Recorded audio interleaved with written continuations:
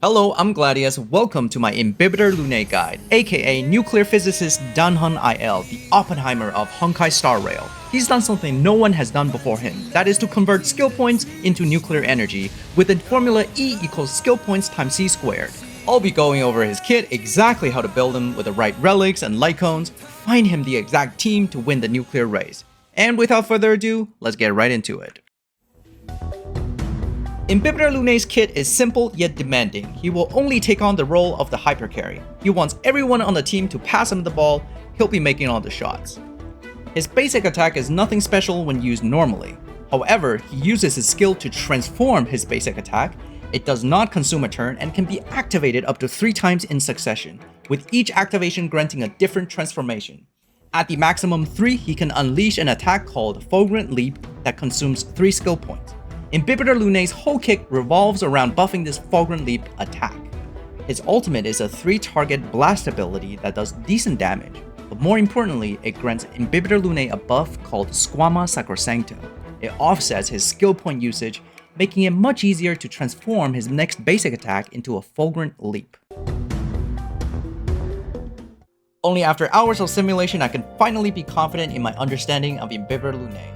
I made reasonable assumptions in my calcs. He is at E0 with a Herda Lightcone, with Tingyuan and Pela supporting him. He'll do an upwards of 80k on his fully transformed basic attack. With the help of Tingyuan, he'll be casting his ultimate every 2 to 3 turns, with at least 2 full-fledged Fulgurant Leap in that rotation, doing roughly 220,000 damage in total. And with that knowledge, we come to understand his damage composition is 80% his basic attack and 20% his ultimate. Then I determine what main stats and substats to go for when we're building IL. Main stats on relics are as follows. Body piece, you'll most likely want crit rate if you haven't reached 70% crit rate in your character's stat sheet. This is to activate the Ruthless Arena 2-piece set bonus. It is quite difficult, but not impossible to achieve 70% while rocking a crit damage body piece, but you'll have to be very lucky with the substats. Boots, you want either speed or attack percent. Speed is by far the best DPS option, being 9% ahead, making it possible to even reach 134 speed, which is very crucial for a fast MOC clears. I will point out doing 9% more DPS does not mean speed boost is strictly better. Having attack percent boost and going slower allows IMBIBITOR LUNAE to have a better damage per screenshot potential, and this results in a better skill point to damage conversion rate, putting a lot less pressure on the teammates to generate all that skill points. This slow IL build is more comfy to play. I highly recommend it if you're not specifically chasing a fast clear time in MOC. For Planar Sphere, imaginary damage is very close to attack percent. Imaginary damage is slightly ahead, but even just 1 extra substat is enough to offset this difference. Keep that in mind when choosing your sphere.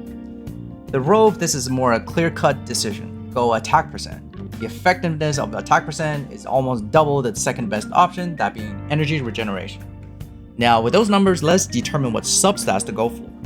We have crit rate and crit damage at the very top, being 2% gain, while the rest are more or less the same of around 1.4%. When you're judging relic substats, go by this priority. Crit is greater than attack percent equals speed. Stay away from break effect and effect hit. Now let's talk about Lightcones. IMBIBITOR LUNAE is one of the lucky few to fully utilize the Herda Shop Lightcone Fall of an Eon. Being very close to his signature Lightcone even, it's not expensive to max superimpose the Herda Shop Lightcone, so take this opportunity and get the best bang for your buck.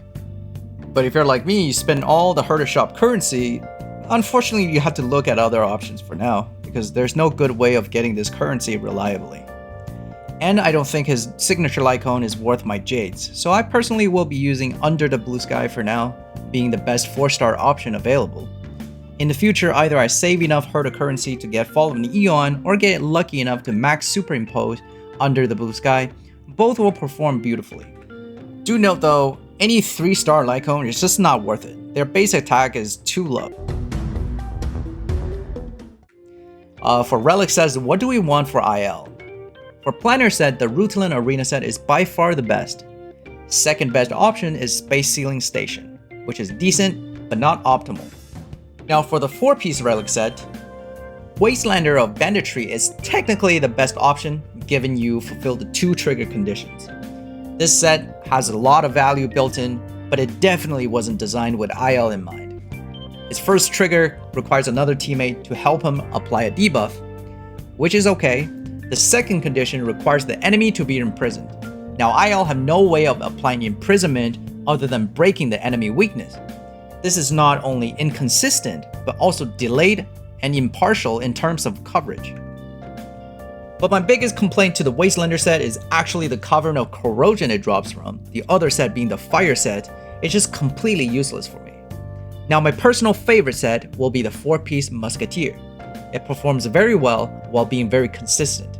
I have no problems farming Musketeer Cavern of Corrosion, as both Relic sets in there are quite useful for me. Now Relic farming is the biggest Trailblazer power sink in this game. Farming efficiently for all your characters will improve your account more in the long run. So consider both Relic sets when farming before you commit. Alright, for trace priority, level up all the cheap traces obviously, but when it becomes expensive, especially past level 6, you can refer to the following priority. You can see the improvement you get from leveling traces is completely lopsided. You always want the maximum basic attack level no matter what, only then you can focus on talent and ultimate. Skill should be the least of your worries and leveled when all the other traces are done.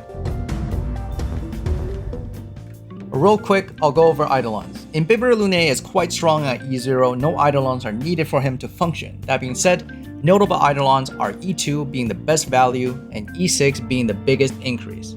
Pause the video for specific data on each Eidolon's performance. The theme of building a team for IMBIBITOR LUNAE revolves around skill point efficiency. IL is such a skill point hog that all his teammates are constantly living on the edge, literally. Sometimes just being skill point efficient is not enough.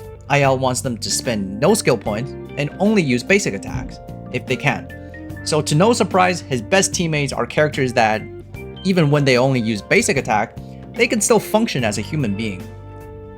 The idea is for all his teammates to build full speed for the maximum skill point generation. IMBIBITOR Oppenheimer will then take his turn after them, converting all those skill points into a nuclear explosion.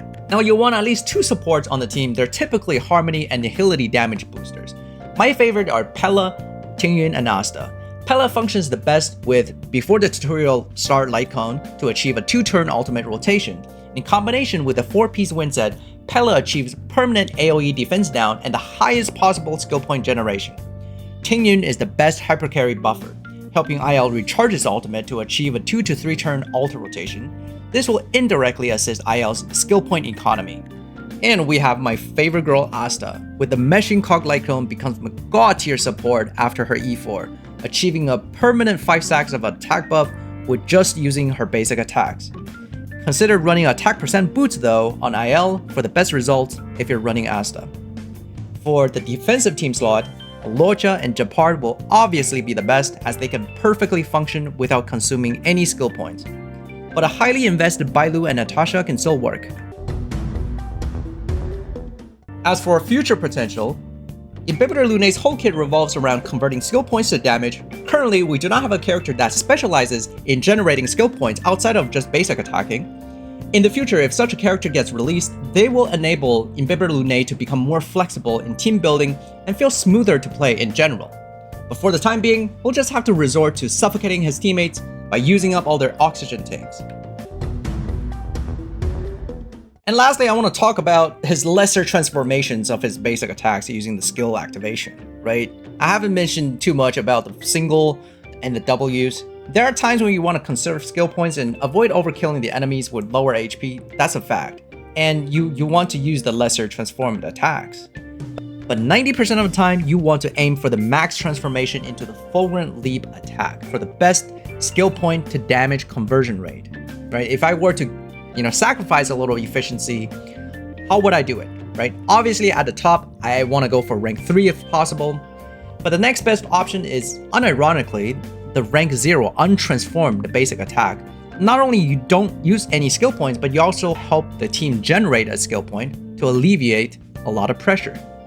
And then the next best option, I would give it to the rank 2, where you do really decent single target damage and a small adjacent cleave damage.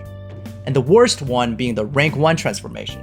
This is just a small single target damage that's barely an improvement over the untransformed. You almost never want to use this one. Alright, that concludes my complete guide to IMBIBITOR LUNAE Oppenheimer. I will be sharing details and nuances of IL after I dedicate 100 hours of gameplay with this dude. I will be hosting a discussion of IMBIBITOR LUNAE in the comment section below. I read every single comment and answer every single question that you have. All I ask in return is a simple click on that like button, subscribe to my channel if you're interested in these type of content, and this is Gladius. Thank you for watching. Until next time.